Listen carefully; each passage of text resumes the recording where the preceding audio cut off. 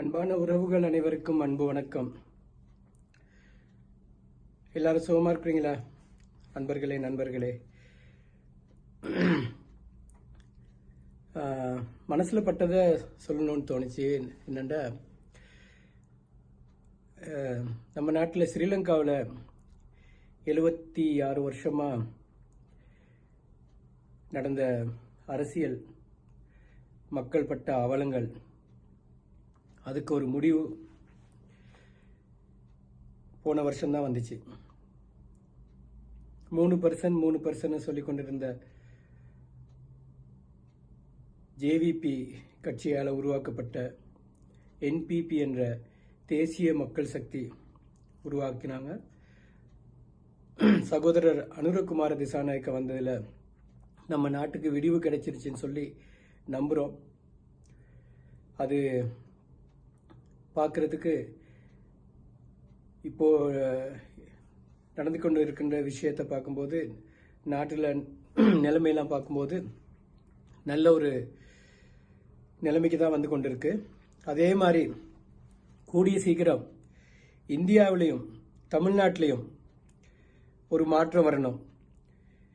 இலங்கையில் 76 வருஷமா இவங்க பண்ண கூத்துகள், நாடகங்கள், மக்களை பிளவுபடுத்தி பண்ண அரசியல், இதுக்கெல்லாம் ஒரு முற்றுப்புள்ளி வந்திருக்கு. அதே மாதிரி இந்தியாவில், தமிழ்நாட்டில், குறிப்பாக தமிழ்நாட்டில் மாற்றம் வரணும்.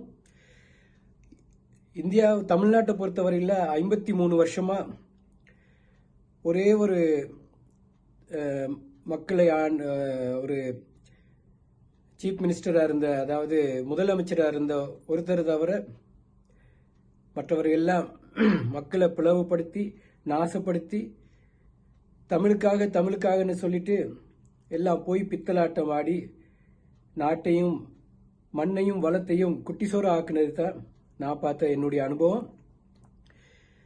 இலங்கைக்கு சகோதரர் அனுரகுமார திசாநாயக்க வந்தது போல தமிழ்நாட்டுக்கு ஒரு மகாபெரும் சக்தியாக அண்ணன் சீமான் வரணும்.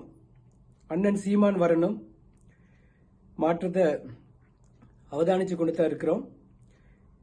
உலக மக்கள் எல்லாம் பார்த்து கொண்டு தான் இருக்கிறாங்க. மாற்றம் வரணும். கூடிய சீக்கிரம் அது மாறும்.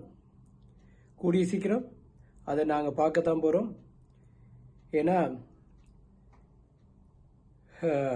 சொல்ல முடியாத அளவில் அநியாயங்கள் நடந்து கொண்டிருக்கு.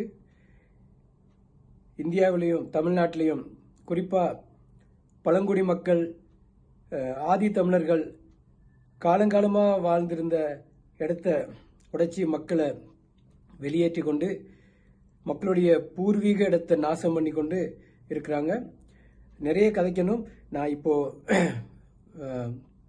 ஒரு அவசரமாக இந்த காணொலியை பதிவு பண்ணுறதுக்காகத்தான் வந்தேன். மீண்டும் வருவேன். நன்றி, வணக்கம். வாழ்க வளமுடன்.